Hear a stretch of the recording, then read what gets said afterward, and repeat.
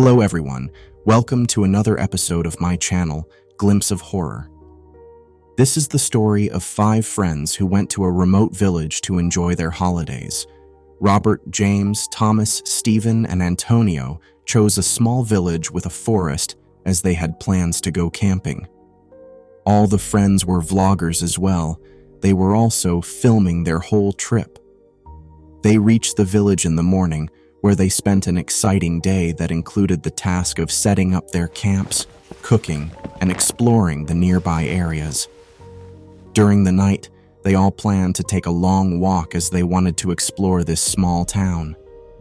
Antonio warned his friends as well because he heard horrible things about this place, but they didn't stop.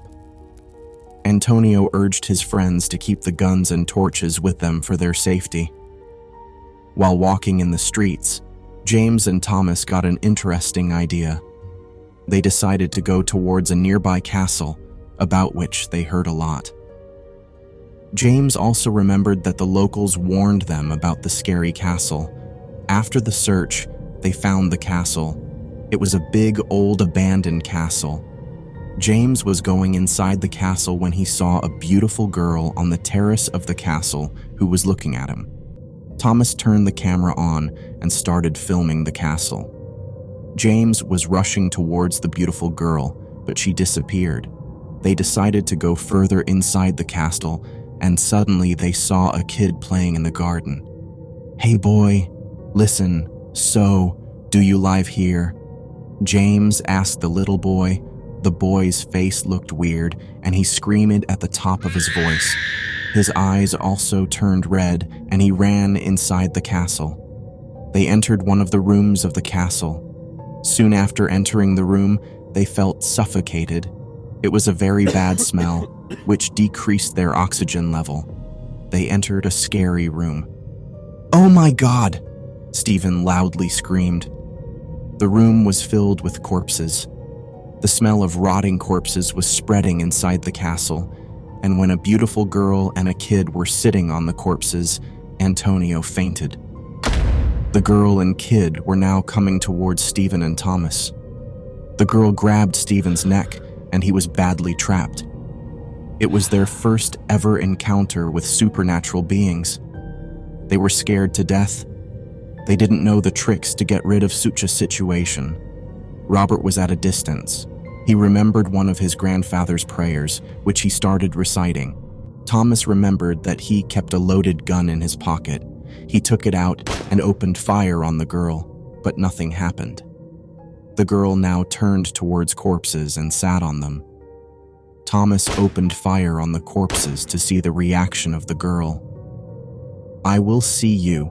You guys will not go alive from this castle. We were buried in this castle by our landowner. He killed us, but we are alive." Robert, Stephen, Thomas, and James picked Antonio up and came out of the castle. Robert was still reciting his prayer. They were now back in their camp and packing up to go back to their cities. An old man from the town came to them and asked what happened. They told him all the stories about what happened to them in the castle. The old man said he knew who that girl was. Her name was Jessica. She was a very beautiful girl, but she was murdered by the owner of the castle. He also killed her son, after which Jessica started killing men. They were shocked to hear all this and remembered that all those dead bodies were of men.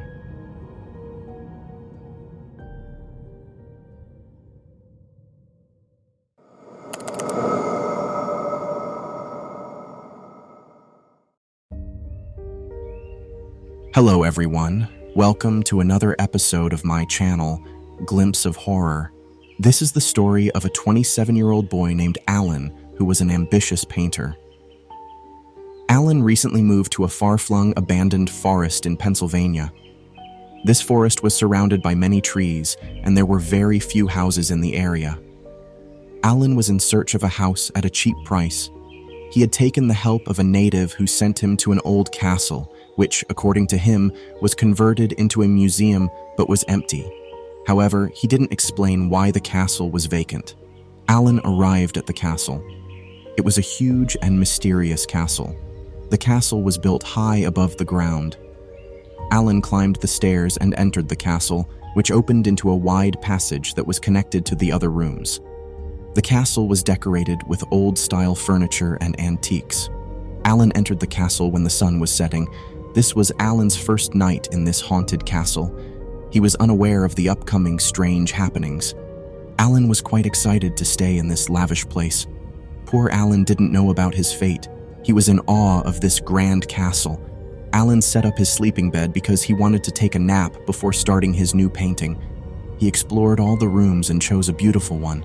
The room had a high roof and was decorated with a big chandelier. Alan placed his sleeping bag on the floor and got into it.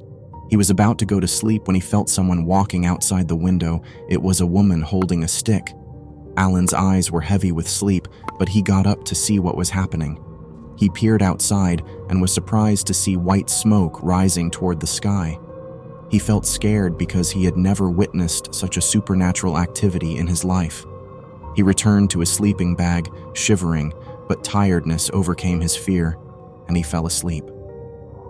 In the middle of the night, mysterious voices woke Alan up. He was terrified and started walking into the room anxiously. Suddenly, the chandelier fell and shattered into pieces. Alan started crying. He wanted to call someone, but his phone got stuck. He was continuously dialing Stephen's number, who suggested this place to him. Meanwhile, an old woman entered the passage. Alan was about to lose his consciousness. He felt trapped soon after realizing that this old spirit was residing in this castle. The old woman was horrible. Her clothes were torn, half of her body was a skeleton, and the other half was normal. She walked with the help of a stick and sat in the window. Alan gathered courage and started picking up his belongings. He threw his luggage outside the castle. He walked slowly toward the door. He wanted to run fast but felt paralyzed. He couldn't move. He was struggling to breathe. Let me go, he pleaded. I won't let you go. This castle is my property. I will not leave you. The old lady screamed. She ran towards Alan, who tried to flee but fell down the stairs, taking his last breath. Stephen, the middle-aged man, laughed after seeing Alan's dead body on the stairs because his 18-year-old son met the same fate as Alan. The sinister presence in the castle was the owner, an 80-year-old woman whose grandson had snatched the house from her and buried her in the castle after killing her. Her vengeful spirit killed everyone who came to this castle. The first death was that of her grandson.